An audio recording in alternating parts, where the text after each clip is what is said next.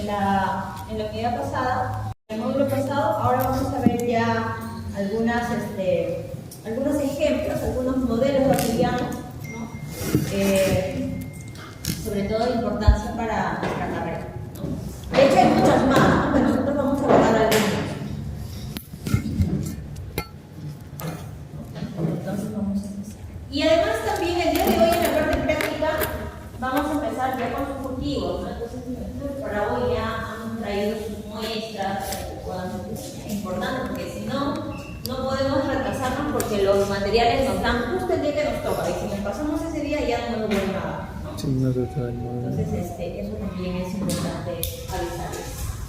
Ya, ok, entonces vamos a empezar, el día de hoy vamos a empezar con conocer un poco a las bacterias aeróbicas, básicamente, y algunas aeróbicas que pertenecen al gran grupo de las gram positivas, ¿no? Entonces ya más o menos nos vamos imaginando algunas, ¿no? Que son de estos grandes grupos, ¿no? Que son aeróbicas y sobre todo de esta característica de ser gram positivos. Entonces hay algunos agentes gram positivos que son muy mortales, no solamente para los animales, sino también para el hombre, ¿no? Incluso son zoonóticos. Entonces, eso es importante conocerlos también.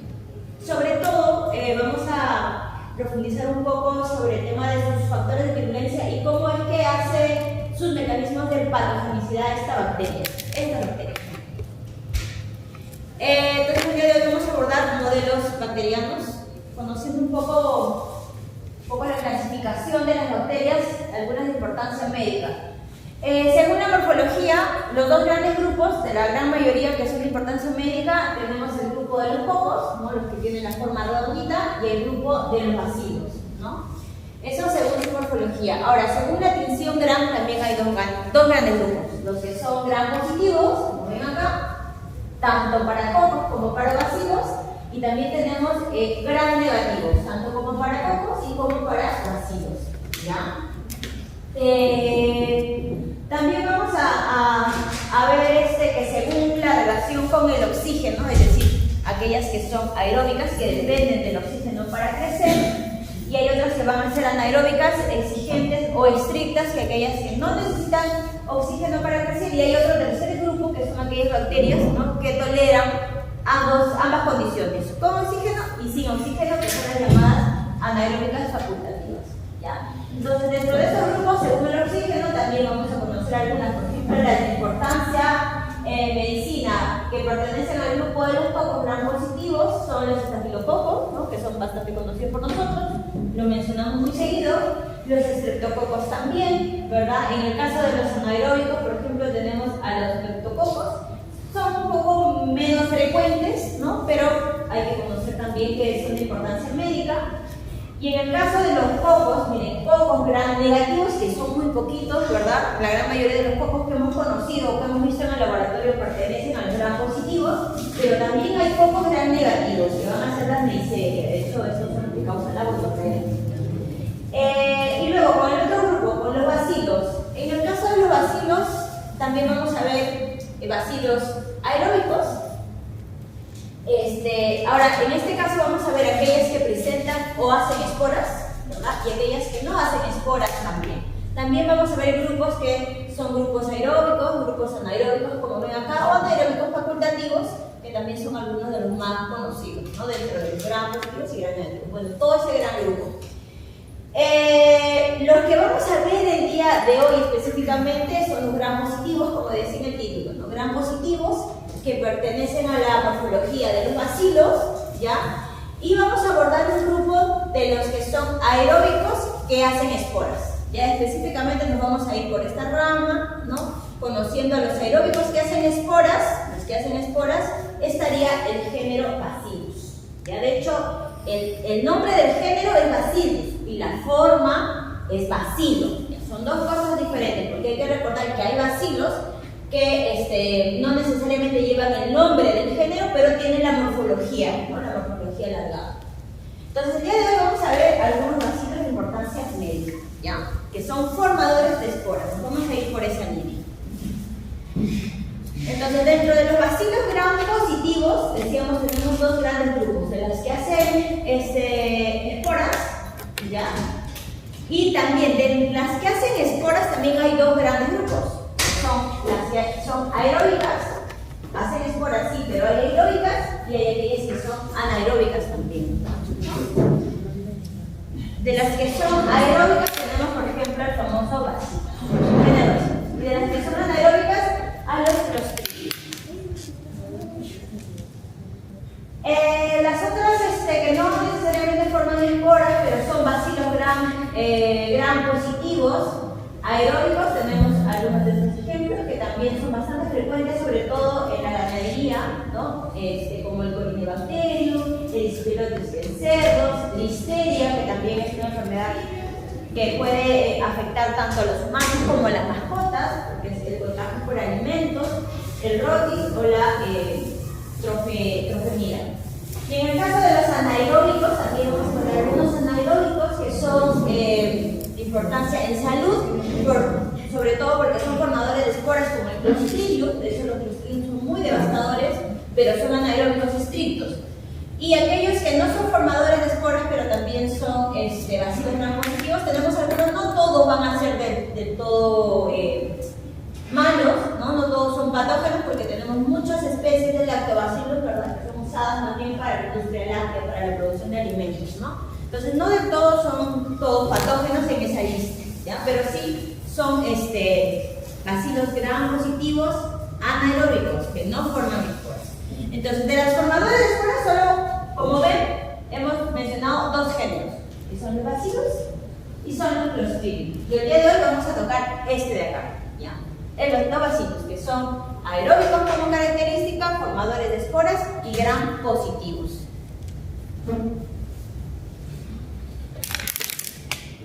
Entonces, aquellos organismos que son formadores de esporas, ¿verdad?, tienen todo un mecanismo. De hecho, esta característica de formar esporas le va a permitir al organismo sobrevivir a condiciones adversas, ¿no? De hecho, es un mecanismo de resistencia. Resistencia ante la luz ultravioleta, ante temperaturas altas, ante la desecación, no sé, resistencia ante ciertos productos químicos, ¿verdad?, que puedan ser corrosivos. Y gracias a la formación de esta espora, estos pueden subsistir, ¿no?, en el medio ambiente. Y este proceso se le llama la esporulación, ¿no? Digamos, el proceso de formar la espora se denomina esporulación.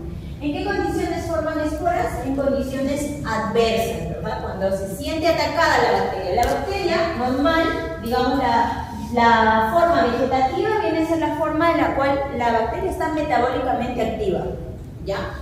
En condiciones buenas, en las condiciones que éste requiere, con humedad, con temperatura, con alimentación, todo aquello.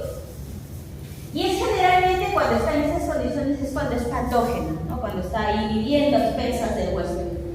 Pero ¿qué pasa? Si yo le doy condiciones adversas, es decir, que quizás la bacteria cae al medio ambiente y en el medio ambiente ya no va a tener las condiciones que tiene dentro del huésped, ¿no? Acá va a sufrir la radiación, el calor, la desecación. Y cuando comienza a sentir esas condiciones adversas, lo que hace la bacteria para poder resistir, ¿verdad?, es todo un mecanismo que lleva varios pasos, ¿ya?, de poder coger un cachito de su material genético por ribosomas, encapsularlos con muchos materiales y dar la formación a la espora. Ahora, las esporas se denominan en las bacterias endoesporas, porque son formadas dentro de las células y generalmente permanecen dentro de las células hasta que la célula muera, ¿no? Y luego lo que quede en el medio ambiente va a ser la espora. Ahora, según la posición de las esporas, también se denominan endoesporas centrales, como en este caso, porque está central, y hay otras bacterias que hacen endoesporas terminales, que son las que están hacia los extremos, ¿ya? Entonces, una vez que la bacteria muera, esta bacteria vegetativa muera, por las condiciones que ya no tiene, ¿verdad?, ya no hay huésped, ahora está en el medio ambiente, pasando hambre, pasando calor, radiación, muere la bacteria y lo que va a quedar resistente va a ser su espora en el medio ambiente, ¿ya? Luego, si en algún momento esa espora por algún motivo regresa a su huésped, por algún motivo, lo que va a hacer es va a activar un mecanismo que le va a llevar segundos, ¿no? Con humedad, con una temperatura adecuada y sobre todo con nutrientes, ¿verdad? Va a comenzar otra vez a esporular y a formar la bacteria, la célula vegetativa, ¿no? La bacteria como tal. Este se llama el proceso de germinación, ¿ya? Entonces es todo, como ven, un ciclo, ¿no? Ahora, este proceso, en esta fase de espora, puede resistir años, ¿no? 20 años, 30 años, puede resistir. Y ya cuando pasa su fase de generación son minutos o segundos, ¿no? Para que comience a hacer el daño y volver nuevamente a ser patógeno, estar metabólicamente activo. ¿Ya? Entonces, digamos, la bacteria que vamos a ver hoy, que son los del género Bacillus, decíamos, ¿verdad? Y además una de sus características principales es que son aeróbicos, ¿no? Recuerden, necesitan oxígeno para vivir.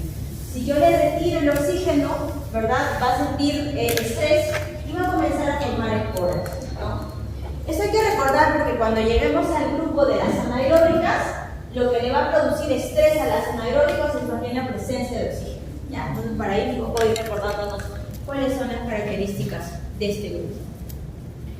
El día de hoy vamos a ver entonces, como les decía, el género Bacillus. ¿Ya? Como características generales ya sabemos que son bacilos, o sea, de formas alargadas, gram positivos y sobre todo que son el grupo de género que esporula, ¿no?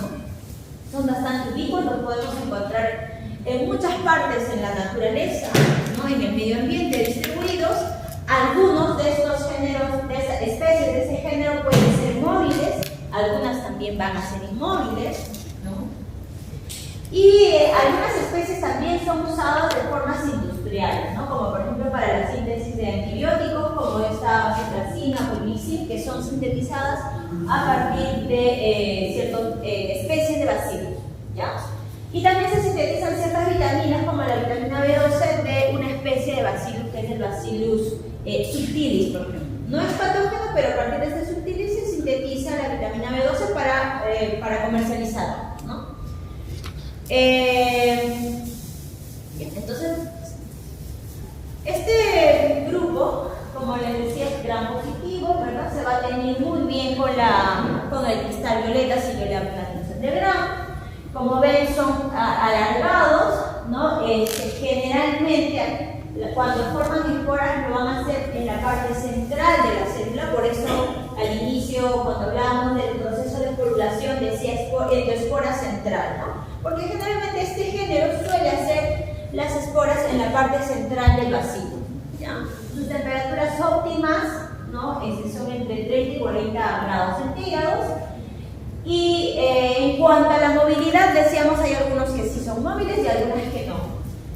La especie Bacillus anthracis, que es el que produce el anthrax, el famoso anthrax, es una especie inmóvil, ¿no? Por ejemplo, y Bacillus cereus, que es otro bacilo de importancia médica, que este sí va a ser móvil más bien, ¿no? Otra característica. Dentro de las especies que son de importancia médica del género Bacillus son dos especies básicamente, ¿no? Bacillus anthracis, que sabemos que esa sí o sí es bastante importante en lo que es salud, el control sobre todo de la diseminación de esta bacteria. Y Bacillus cereus también es otro bacilo que produce intoxicaciones alimentarias y puede afectarnos al hombre como a las mascotas principalmente, que a veces nosotros compartimos ciertos alimentos con nuestras mascotas, ¿no? Entonces podemos por ahí transmitirle, ¿no? A partir de nosotros estas bacterias. Entonces nosotros el día de hoy vamos a enfocarnos a conversar sobre Bacillus anthracis, ¿ya? Principalmente vamos a conocer un poco sobre el mecanismo de infección de esta especie. Bacillus anthracis fue identificada en el siglo XIX, no fue identificada como un patógeno a partir de que en la zona de Europa que producen producción ovina, ¿no? Y viven a expensas de la lana. Aquellas personas que se encargaban de esquilar las lanas se enfermaban rápidamente, ¿no? Había una que ella denominaba la enfermedad del esquivador de lana, que era, digamos, un día estaba esquilando justo en época de esquila y al día siguiente de forma súbita aparecía muerto el que esquilaba, ¿no? Con hemorragias en la nariz, con hemorragias en el ano, la boca, las orejas, ¿no? Pero no se explicaban por qué pasaba eso, porque era rápido, de un día para otro era como súbito, ¿no? La llamada muerte súbita. Y no se explicaba por qué. Hasta que más adelante ya se supo que era una espora que estaba presente en la lana de los animales, que cuando ingresaba al cuerpo de esas personas se desencadenaba toda una especie de lisis celular y lo que provocaba era la muerte en esas personas, ¿no? Y en la enfermedad ya actualmente se sabe que era el antrax de tipo inhalatorio, ¿no? Porque cuando hablamos de antrax, que es el nombre de la enfermedad que produce esta especie, hablamos de 3 tipos de antrax. Tenemos el antrax inhalatorio, que es el que ingresa por vía respiratoria. Tenemos el antrax digestivo, que es el que ingresa por vía oral. Y el que ingresa por vía cutánea también, ¿no? A través de heridas de la piel. ¿Quién descubrió a este patógeno? Pues fue Robert Koch, como siempre el postulado que propuso sobre las infecciones, pues lo hizo con esta bacteria, ¿verdad?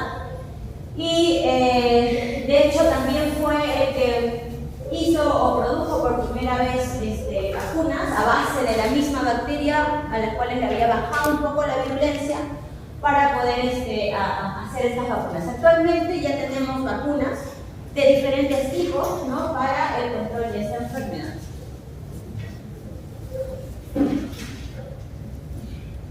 Conociendo más sobre esta bacteria, ya ahora sí sobre la especie como tal, ¿no? Ya hemos visto un poco de generalidades del género, ahora nos vamos a enfocar a la especie, a Bacillus anthracis, ¿ya? Decíamos que es un gran positivo, bacilo, además formador de esporas, ¿no? Eso ya lo tenemos claro. Principalmente este bacilo es un organismo grande, a diferencia de los otros bacilos, ¿no? A diferencia de Bacillus cereus y Bacillus subtilis, Bacillus anthracis es un bacilo grande. Puede llegar a medir entre 1 a 1.2 micrómetros de ancho, ¿no? Y hasta 3 a 5 de largo. O sea, es grande, de tal forma que cuando vemos la espora, en la parte central el bacilo no se deforma, o sea, la pared no llega a deformarse, porque es un bacilo bastante grande, ¿no?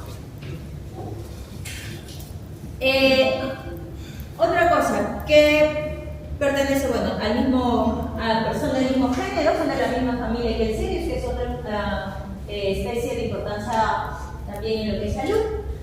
Y otra característica en cuanto a sus requerimientos nutricionales es que se depende de este aminoácido, ¿no? De tiamina para poder crecer, ¿ya? Además, cuenta también con una cápsula, miren esta tinción. ¿Se acuerdan qué tinción es? Negativa. ¿No? Negativa. ¿Cuál es el colorante que se usa para esta tinción negativa? Tinta china. Tinta china, ¿verdad? Entonces, ¿para qué sirve la tinción? Para ver esporas. Para ver precisamente las cápsulas, ¿no? Como por ejemplo las cápsulas de Bacillus anthracis. Bacillus anthracis tiene una cápsula que está conformada a partir de este compuesto que se llama el ácido fólico glutámico, ¿ya? De hecho es la única bacteria que tiene cápsula compuesta por este material, porque el resto de bacterias que tienen cápsula, estas cápsulas son producidas a partir de otro tipo de polisacáridos, ¿no? En cambio no, tiene en particular, ¿ya? Entonces eso también le va a dar como una ventaja en cuanto a sus factores de virulencia, ¿no? La presencia de cápsula compuesta constituido por ácido polideglutámico. Otra característica que habíamos visto al inicio, decían que Bacillus anthracis, a diferencia del Cereus, es un bacilo que no se mueve. Por lo tanto, si yo le hago una prueba de CIS, ¿verdad? Yo solo voy a ver la zona de Miguel, ¿no? Más no hay un desplazamiento, porque esa bacteria no se mueve, ¿ya? En cambio, Bacillus cereus sí se llega a movilizar, ¿no? Tiene por ahí sus mecanismos de movilización. Es un organismo aeróbico, estricto, ¿ya? Forma endosporas. En el caso de los cultivos, por ejemplo, tiene también una forma muy particular de formar sus colonias bacterianas. Esta, por ejemplo, viene a ser un agar sangre, ¿ya? Y lo que estamos viendo en este agar sangre son unas colonias grandes, pero como rosáceas, ¿no? No sé si lo llegan a ver, la colonia grande, algodonosa, ¿verdad? De aspecto algodonoso, y hacia los laterales de la colonia es como si se hubiera jalado el algodón y hubiera formado como hilachitas, ¿verdad? No sé si lo logran identificar. A esa característica se le describe como la cabeza de medusa, ¿no? Porque tiene como los hilachitos que se le hubieran sacado a esa parte central de la colonia. Y eso es muy típico de Bacillus anthracis cuando se hace cultivos en agares, ¿no? Es muy fácil apreciarlo en agar sangre porque en agar sangre hace un contraste muy bonito del fondo de rojo intenso con ese color blanco de colonia. En los otros agares también puede crecer, pero digamos el contraste se ve mucho mejor en agar sangre, ¿ya?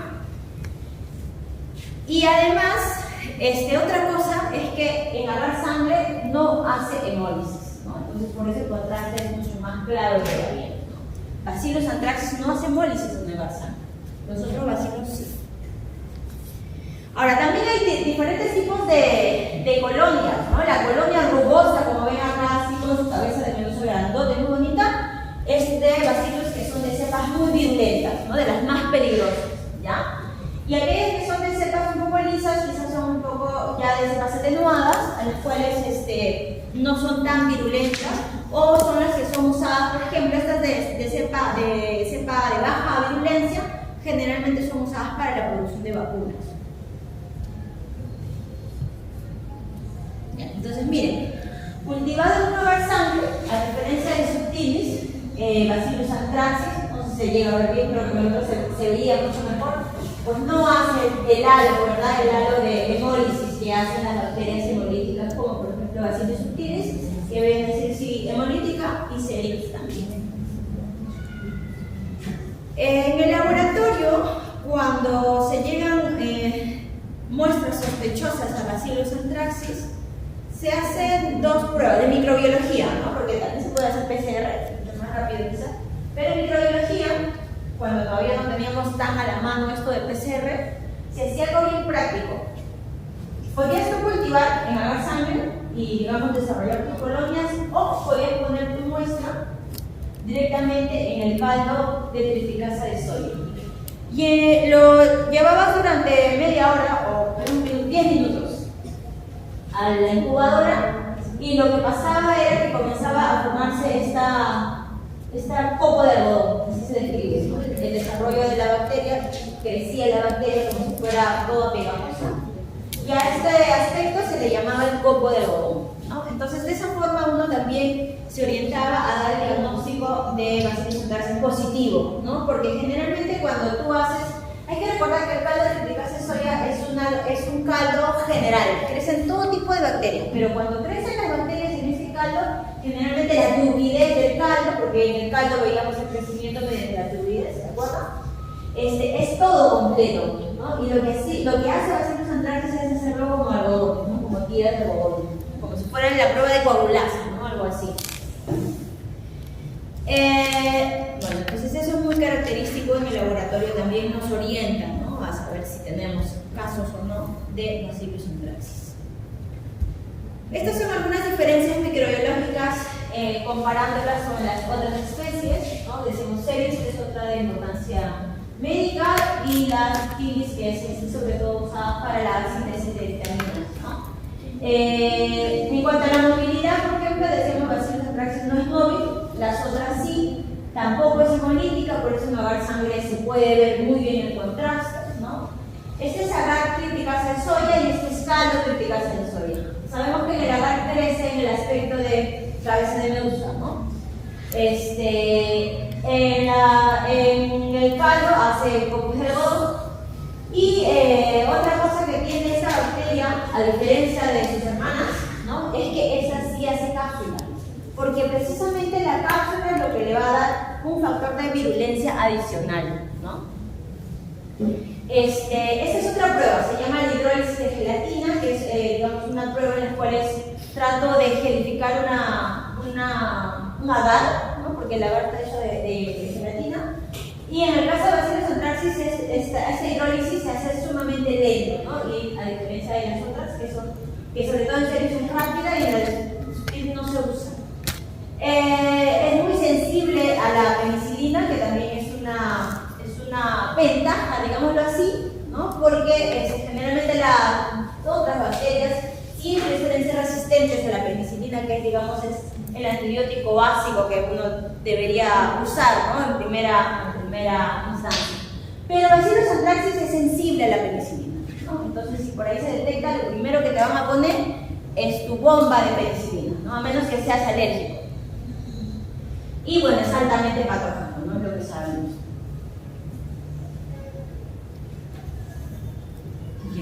Entonces, ¿por qué es tan patogénico esta bacteria? Vamos a conocer un poco sus características genéticas.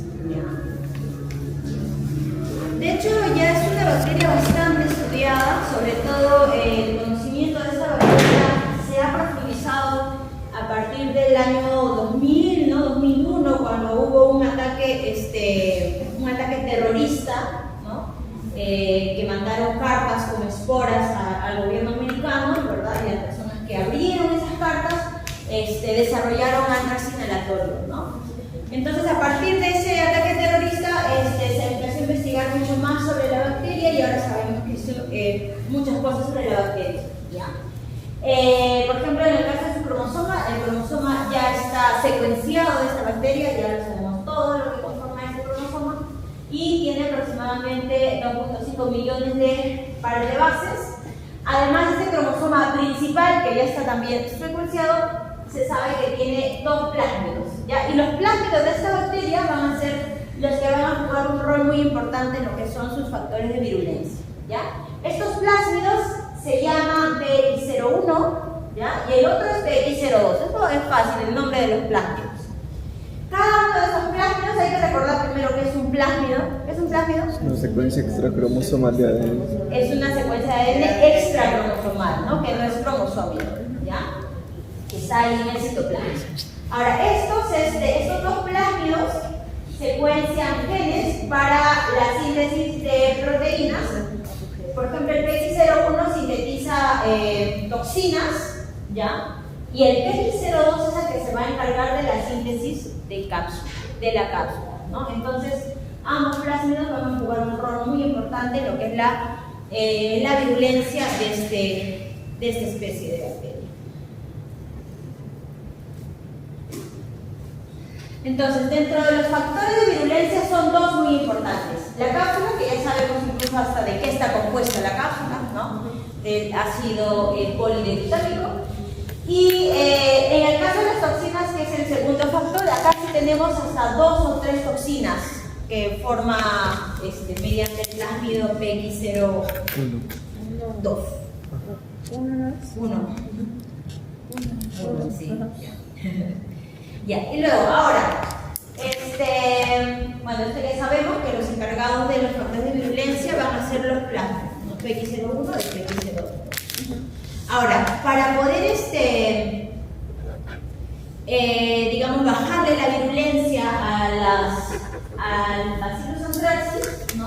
Se suele buscar cepas que solo cuenten con un plásmido, ¿no?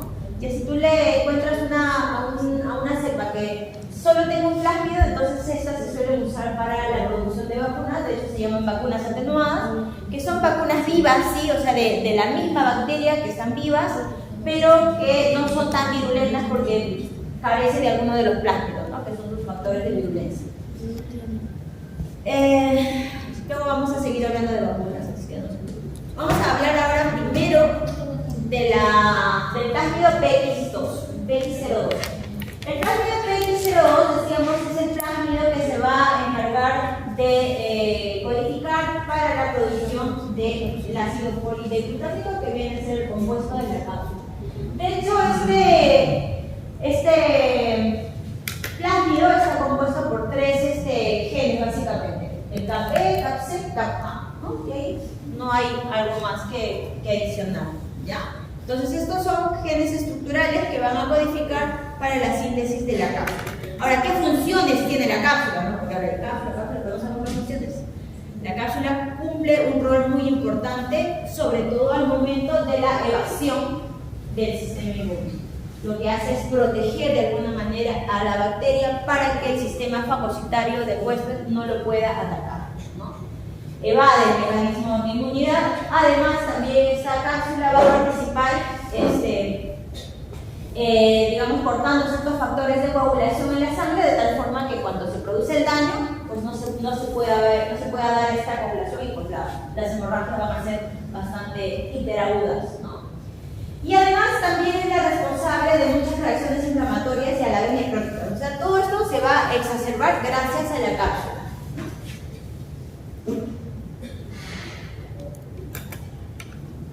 Entonces, esto con respecto a la cápsula. Ahora vamos a hablar sobre el otro plásmido, el plásmido PX01, ¿ya? Este plásmido codifica para la síntesis básicamente de 3 proteínas que reciben el nombre de factor de edema, ¿ya? Esta proteína que se llama antígeno protector. Ahora vamos a saber por qué el nombre de esta proteína, antígeno protector. Y tenemos otra proteína que se llama el factor letal, ¿ya? Para que puedan funcionar como toxinas, porque por sí solas cada una de estas proteínas no son tóxicas.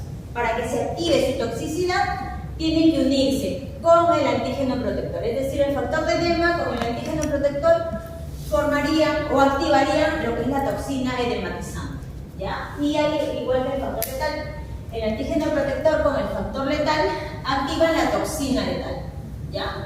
Y la toxina letal es una toxina que lleva a la muerte, y en el caso de la toxina edematizante lo que produce pues, es una exacerbación de los líquidos o de los fluidos intracelulares a un medio extracelular, de tal forma que el aspecto de la piel se ve hinchado, ¿no? Que se llama edematizado, ¿ya? Profesora, entonces es toxina letal cuando se juntan los 3. Ya, sí. Sí. Es edematizante cuando son los 2 primeros. Ya, lo que pasa es que con la toxina letal puede ser con el factor letal solo con esto, o puede ser con los 3 también. ¿Ya? En el caso de la toxina letal, es que es como un mecanismo de competencia. Los que llegan primero, esos son los que se van activando. Y generalmente cuando hay mucha cantidad de factor letal, este es el que va ganando al edema. No se puede dar el edema también, no se pueden dar juntos, ¿ya? Pero en el caso de la toxina letal se da por 2 formas. Pueden ser las 2 juntas o pueden ser las 3 también, ¿ya? Puede pasar.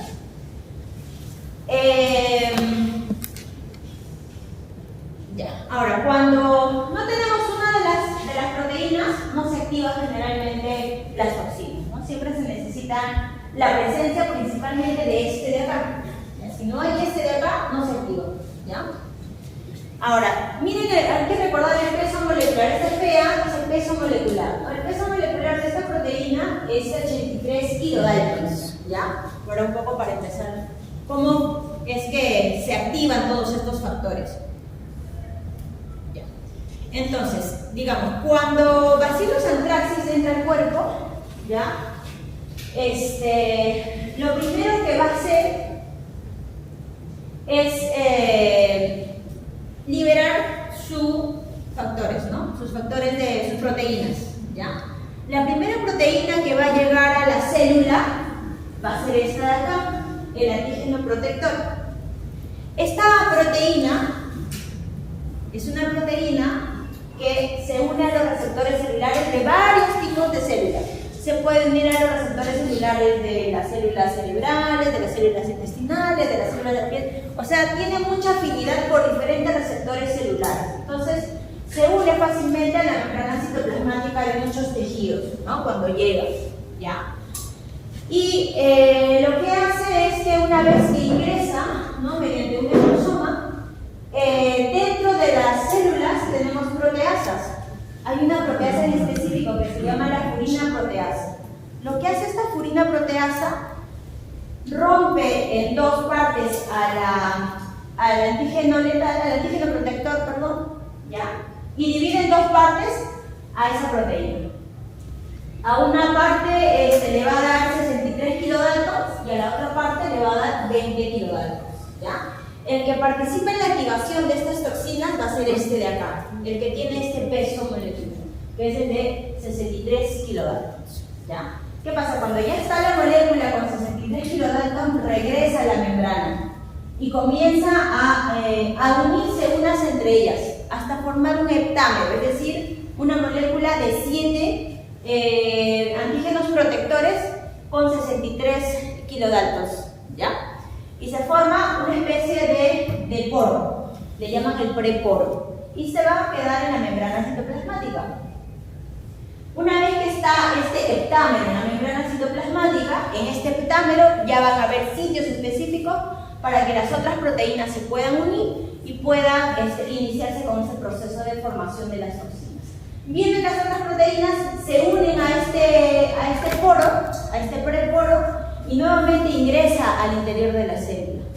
Se dice de que el interior de la célula tiene un pH ligeramente ácido, ¿no? El espacio intracelular es ligeramente ácido. ¿Por qué? Porque como están pasando muchos procesos de metabolismo, ¿verdad? La liberación de CO2, por ejemplo, es una de las condiciones que le da cierta acidez al pH del interior de la célula. Y esa acidez hace que se liberen por dentro ya las toxinas como tal, ¿no? Porque ya se con el antígeno y por dentro de la célula estas toxinas comienzan a liberarse, y como les digo, por un mecanismo de competencia entre ambas toxinas, la que gana va produciendo daño a la célula. Si es la toxina edematizante, pues va comenzando a edematizar el tejido, o si es la toxina letal, va haciendo necrosis en los tejidos, ¿ya? ¿Se entendió cómo es más o menos el mecanismo de cómo llega a iniciarse el daño? ¿Sí? El protocolo intracelular, Una vez que la proteína de 83 kilodaltons llega a la membrana celular, ingresa mediante un endosoma, ¿ya?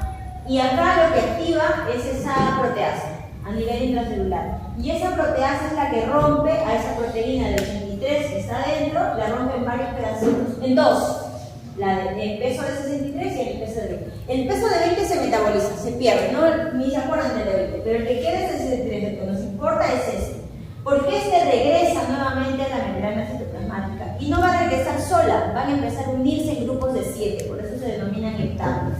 Y estos heptámeros son los que van a formar el poro, ¿no? El poro, el preporo para la entrada de las otras proteínas y poder activar las toxinas. ¿Sí? ¿Mejor? ¿Sí? ¿Complejo? No es complejo, pero es hasta qué nivel se ha llegado de estudiar esta bacteria, ¿no? No de todas las bacterias sabemos este tipo de cosas, pero como esta bacteria es muy importante, pues en el gobierno americano se ha invertido mucho para estos conocimientos. En el caso de la toxina edematosa, esta toxina actúa como si fuera este compuesto, esta enzima, que es la adenilciclasa dependiente de la cadmonulina. ¿Y qué es lo que hace? Lo que hace es coge los ATPs, ¿no? Y las convierte en AMP cíclico. Y eso hace que haya un desbalance en la homeostasis del agua intracelular, y eso es lo que permite la salida del agua a partir de la membrana citoplasmática, ¿no? Y también se dice que esta toxina es la responsable del edema masivo que se puede ver cuando se dan los casos de antrax. ¿Han visto al inicio de mi PPT? Había una vaquita tumbada, sí. Una no, varias. Miren esos cuerpos, miren esos cuellos, principalmente los cuellos, más que el cuerpo, porque sabemos que estos son animales voluminosos, pero el cuello siempre nos va a dar la impresión de si están edematosos o no, el cuello largo. Miren esos cuellos, sobre todo este, ¿no? Quizás no tanto este, pero este sí. Entonces, esa digamos, forma abultada, ¿verdad? Sería consecuencia del edema, ¿no? Pero son de vacas locas, ¿no? ¿Cómo? De las vacas locas, de enfermedad, ¿no? Las vacas locas es otra enfermedad que lo vas a ver en virus. Es causada por priones. Priones, no por bacterias. Parecido. Pero la diferencia entre ellos no, es de no que... Es parecido. ¿No es parecido así la muerte? O bueno, la diferencia es de que tiene no el edemas. aspecto, no es diferente, porque lo que hace los priones es afectar el sistema nervioso, el central. Entonces la vaca se vuelve agresiva, se vuelve loca y se muere por otras consecuencias. Pero esta es lo que hace un desbalance osmótico de todo el cuerpo, por eso el cuerpo comienza a hincharse. Digamos, el aspecto clínico es diferente. Profesora, ¿y cómo que llegan a contagiarse?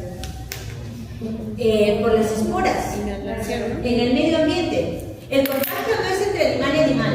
El contagio se da cuando, por algún motivo, esas vacas están paseando por un lugar donde antiguamente hubo antrax, y por ahí han quedado, digamos, las bacterias, han quedado las esporas como enterradas, y si por ahí este animal pasa, llega la espora, porque la espora es muy volátil, y puede ingresar por vía respiratoria. En este caso, ¿no? Cuando son en producciones así extensivas. Puede pasar que también hay vectores mecánicos, como las moscas también pueden transmitir esporas, que pueden también llevar de un lado a otro. Generalmente los casos de antrax así masivos, como han visto, son en zonas endémicas, donde ya se sabe que ha habido antiguamente, y de cuando en cuando se vuelven a activar, porque ya sabemos que las esporas pues, se ocultan por algún lado y pueden resistir, y de cuando en cuando vuelve a aparecer.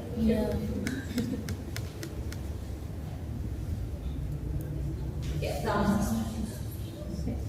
En el caso de la toxina letal, acá más bien hay, digamos, no hay cosas tan claras ya con la toxina letal, pero lo que sí se sabe de la toxina letal es que esta va a actuar como esta enzima, que es la proteasa dependiente del zinc, que inactiva esta proteína, la proteína quinasa mitógeno activada, ¿ya?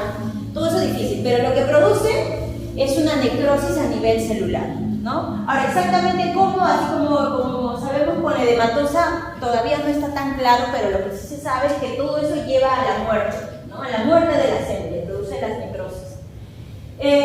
También se sabe de que esta toxina letal va a estimular al macrófago, ¿no? Para liberar ciertos factores como el TNF-alfa o la interleuquina beta-1, que son los responsables de procesos inflamatorios y son los que llevan a la muerte súbita en un paciente, ¿no?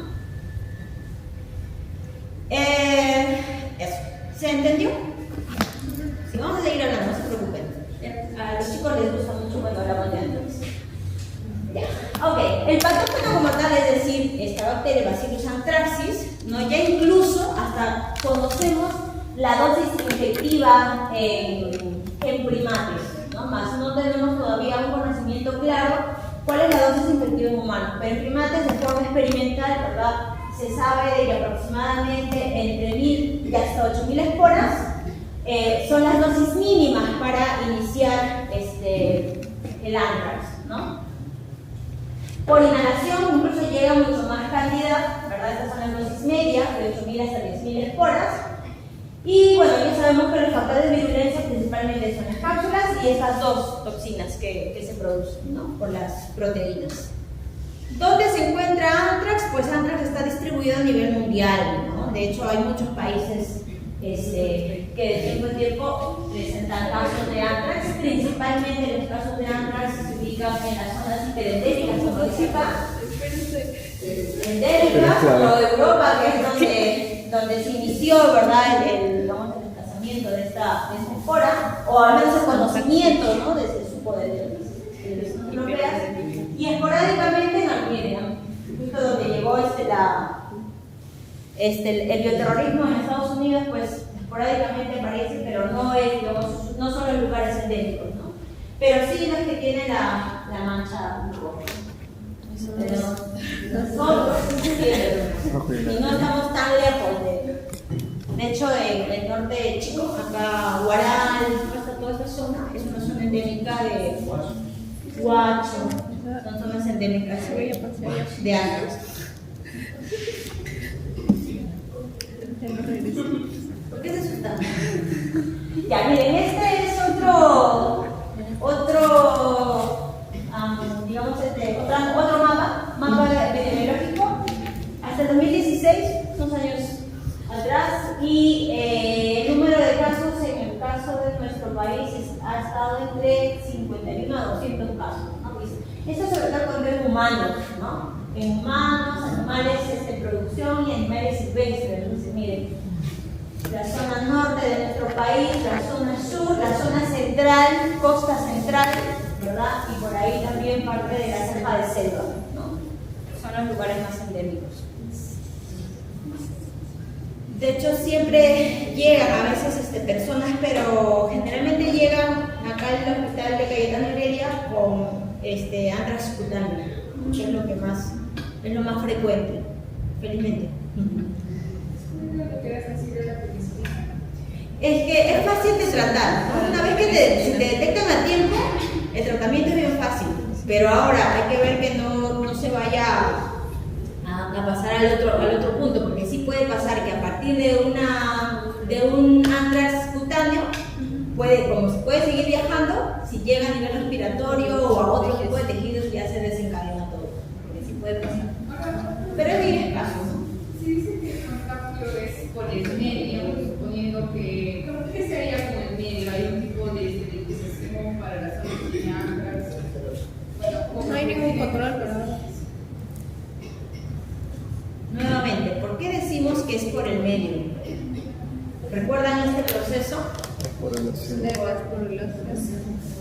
Es porque esta bacteria es una bacteria formadora de espora. Y las esporas son los que quedan en el medio ambiente, ¿no? Y van a ser las estructuras de resistencia. Una espora puede resistir años de años hasta que llegue nuevamente a encontrar a un huésped que le dé condiciones de calor, de alimento, de pH, ¿no? Y digamos, este proceso puede tomar un tiempo, ¿no? En la que todas las bacterias se mueran y lleguen las esporas en el medio ambiente, se queden ahí en el medio ambiente, ¿verdad? Esto puede durar años quizás, mantenerse como una espora, pero si esta espora llega a algún huésped, esta germinación se lleva a cabo en segundos. Entonces es por eso que es sumamente rápido una vez que se desencadena o la espora llega a germinar.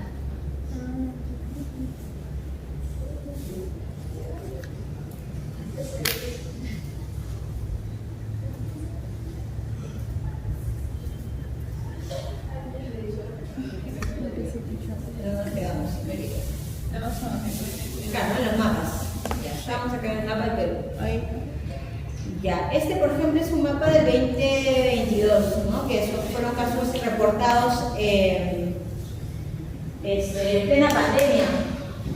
Pero este no fue una caracterización epidemiológica, fueron casos retrospectivos, o sea, fueron contabilización de casos del 2015 al 2019, y lo que el artículo fue publicado en el 2022, ¿no?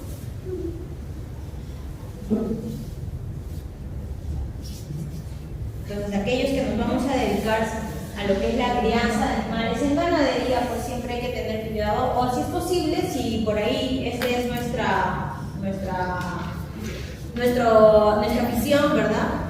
Por vacunarnos, ¿no? De hecho hay vacunas, entonces mejor ir protegidos acá.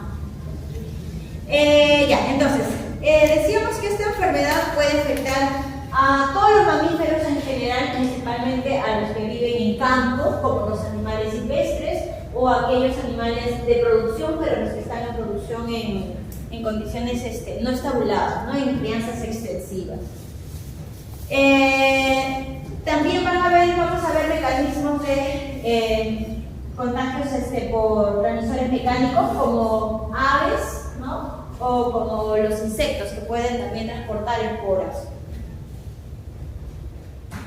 Ahora, les decía, hay tres formas de presentación del antrax: el inhalatorio, el digestivo y el cutáneo, ¿no? Ya. ¿Cuáles son los lugares de reservorio natural? Decíamos, los reservorios naturales van a ser los suelos, sobre todo suelos endémicos, ¿no? Lugares donde no hubo nunca antrax, es muy probable que no aparezca nunca, a menos que pase lo que sucedió en Estados Unidos, que fue más bien enviado por una rata, ¿no? Pero digamos, donde sí hubo, siempre de cuando en cuando va a aparecer, de hecho se llaman por eso áreas endémicas. Y eso vienen a ser como los reservorios naturales de la espora de Bacillus anthracis, ¿ya?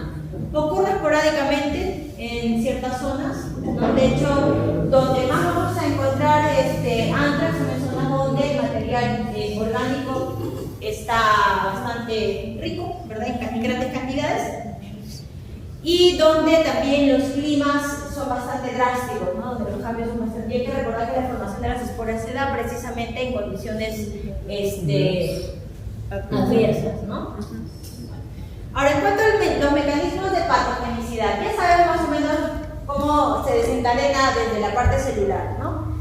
Anthrax puede ingresar por piel dañada, puede ingresar por vía oral, consumiendo quizás carnes contaminadas o animales muertos a causa de anthrax, ¿no?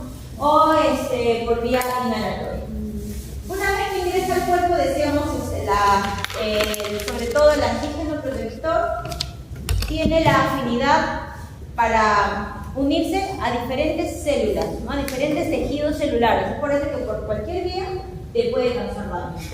Es más, como tiene cápsula, también tiene una especie de protección contra el sistema inmune, ¿no? Entonces, cuando ingresa al macrófago es el que se va a encargar de seguir llevando este bacilo a otras partes del cuerpo y esta enfermedad se va a ir diseminando, ¿no? Incluso puede llegar al sistema nervioso central porque sí puede pasar la barrera hematoencefálica y causar necrosis a nivel celular, ¿no? Los herbívoros, principalmente los mamíferos en general, somos bastante sensibles a la Bacillus anthracis. Pero a diferencia de las aves y los reptiles, que sus temperaturas corporales son un poco diferentes a la nuestra, ¿no? Son más resistentes a ese bacilo, ¿no? Las temperaturas de un ave están sobre los 40 grados centígrados, por ejemplo, y las de un reptil están mucho menos que el nuestro, ¿no? Entonces por ahí pueden resistir a la bacteria. Entonces vamos a empezar un poco a conocer lo que es el anthrax cutáneo. Decimos, el anthrax cutáneo puede ingresar por piel, principalmente por pieles dañadas. Esto se observa principalmente en la ganadería ovina, los que esquilan las lanas, ¿no?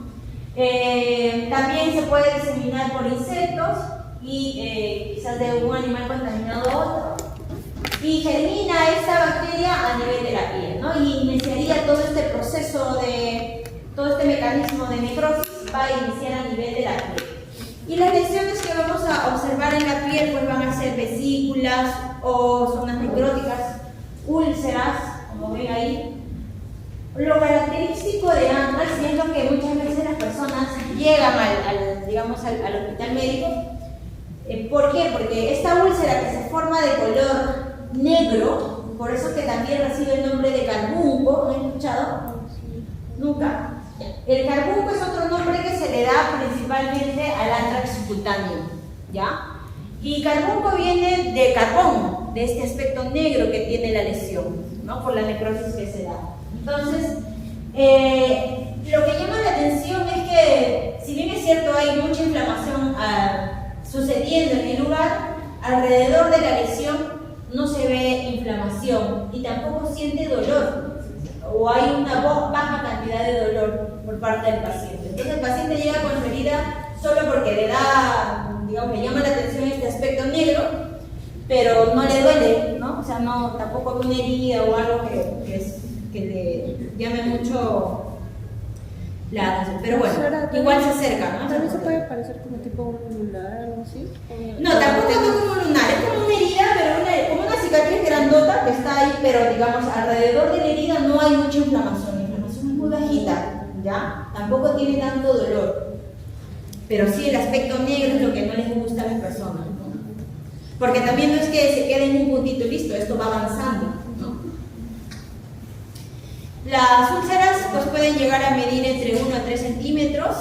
El periodo de incubación es ya un día, a partir de un día ya se pueden ir observando las lesiones a nivel de la piel, ¿verdad? Pero no suelen ser casos muy fatales, de hecho son los casos que más se pueden controlar cuando se da este anthrax cutáneo. Los casos fatales sin tratamiento, es decir, aquellas personas, todo este grupo de personas que no han recibido tratamiento en casos de anthrax cutáneo, pues han sido solo el 20%, solo digo, ¿no? Como si fueran pocas, pero digamos 20% de personas sin tratamiento mueren, el resto, el 80%, se puede curar, ¿no? Y con tratamiento es aún más pequeña los casos fatales, ¿no? O sea, casi el 99% con tratamiento pues se logra curar. En el caso del anthrax gastrointestinal, el periodo de incubación es un poco más grande, ¿verdad? Esto puede llegar por vía digestiva, consumiendo carnes contaminadas contaminadas directamente de un animal muerto o quizás a partir de un vector que haya contaminado la carne y ingresaría por vía oral, ¿no? Las consecuencias de antrax gastrointestinal son las náuseas, vómitos, fiebre. Bueno, esas son las sintomatologías clínicas, pero lo que viene a ser ya la parte de lesiones, lo que se logra observar es hemorragias, unas hemorragias intensas, superagudas a nivel gastrointestinal. Cuando uno hace la necropsia de estos animales, pues observa que todo el tracto gastrointestinal está sumamente lleno de sangre negra y coagulada, ¿no? Por toda la hemorragia que ha habido en ese lugar. Ahora, ¿por qué no se describe acá cómo es el aspecto gastrointestinal en animales? Porque generalmente estos datos que estamos viendo, esta sintomatología clínica, han sido observadas en personas, ¿no? En animales también se da lo mismo, solo que a las personas no les hacemos la necropsia cuando tratamos más bien de salvarlos, ¿no? A diferencia de los animales que ya mejor de frente les hacemos la necropsia. Okay. En el caso, el más peligroso es el inhalatorio, ¿no? Porque ya hay que recordar que la vía respiratoria pues, es una de las principales vías de los órganos vitales, ¿verdad? Para la subsistencia de todos los seres vivos. Y puede tener periodos grandes de incubación también, como ven, de 1 hasta 7 días y hasta 42 días en algunos casos, ¿no? Pero una vez que se inicia, digamos, el proceso, es bastante corto la inflamación, en 2 días máximo, y si no hay tratamiento, pues lo más probable es que no es dentro del 3% que se puede salvar, ¿no? Casi todos no llegan a sobrevivir. Es más, si hasta con terapia tampoco te aseguras tanto, ¿no? El 75% de casos fatales con terapia, ¿no? Imagínense lo peligroso que es. Y el daño que vamos a ver es una mediastinitis, ¿no?